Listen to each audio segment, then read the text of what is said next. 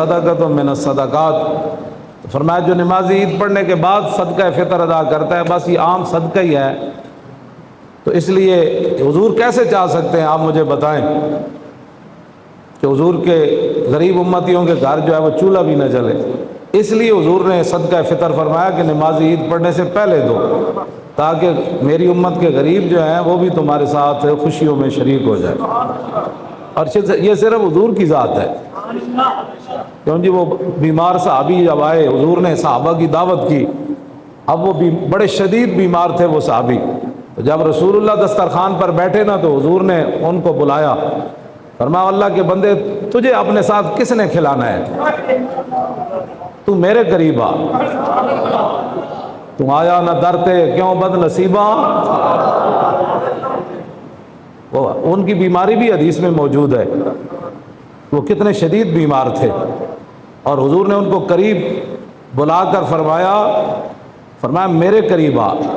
اور جب انہوں نے جھجک محسوس کی کہ میں حضور کے برتن میں میں کھاؤں ساتھ،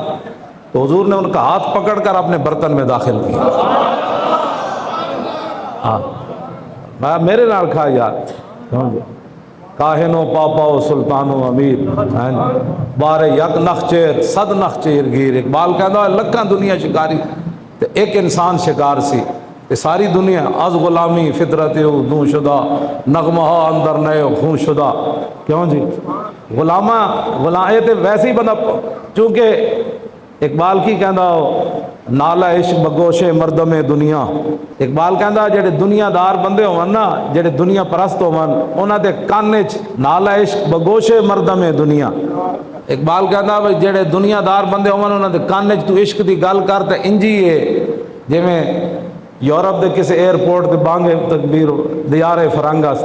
کہندا انجی ہے بھئی یورپ دے کسی ایئرپورٹ تے اتر کے بندہ کہے اللہ اکبر اللہ اکبر، کہندا انہاں نوں کی پتہ ہے اذان کیا ہوتی ہے۔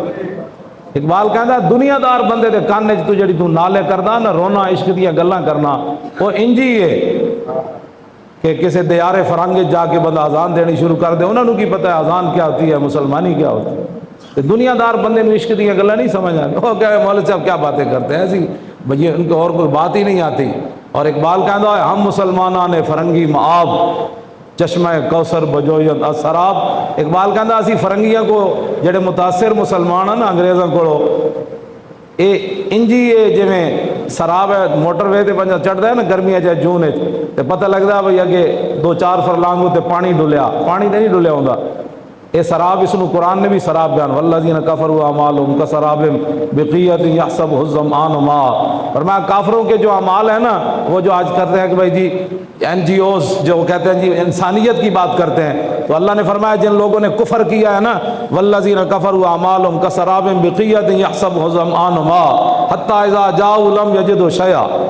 فرمایا کافروں کو قیامت والے دن اپنے اعمال کا ثواب ایسے ہی نظر آئے گا، جزا جو چاہتے ہیں کہ جس طرح سراب ہوتا ہے، وہ کہیں گے میں نے تو ہسپتال بنائے تھے، میں نے تو یہ کیا تھا، میں نے تو یہ کیا تھا، میں نے تو جہاز ایجاد کیے تھے، تو قیامت والے دن وہ انسانیت کے لیے پانی میٹھا کر دیا، جس طرح آج لوگ ان کی باتیں کرتے ہیں۔ تو اللہ نے فرمایا جب وہ ثواب کی امید سے پہنچیں گے نا تو وہ سراب ہی ان کو نظر آئے گا، جس طرح موٹر وے تے پانی ڈلیا کوئی نہیں ہوتا،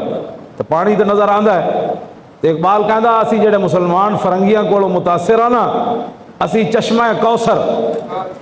مٹھا چشمہ تلاش کرتے ہیں، لیکن سراب جو تلاش کرتے ہیں، سراب جو تو چشمہ کوثر نہیں ملتا، چشمہ کوثر تو ملتا ہے در مصطفیٰ وچ،